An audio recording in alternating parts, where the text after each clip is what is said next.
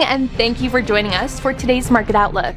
Joining me today is Emily from our trading room to tell us more about the recent developments. Emily?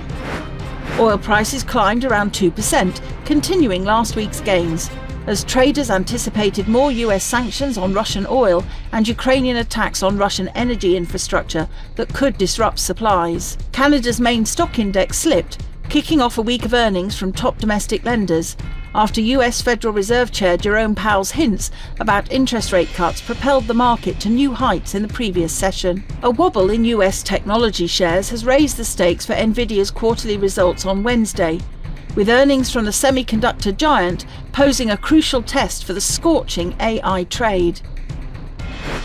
The dollar-yen pair edged higher in the last session. The ROC is giving a positive signal. The Bitcoin-dollar pair plummeted in the last session. The stochastic indicator is giving a positive signal. Gold prices edged lower in the last session.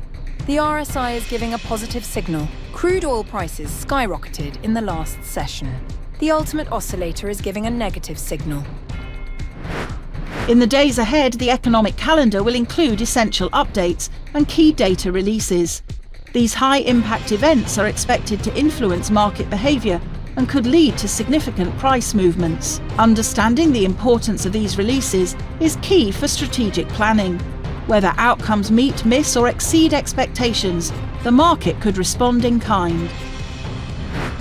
We hope that you've enjoyed our Tuesday's financial report. On behalf of all of us here, we wish you a productive trading day.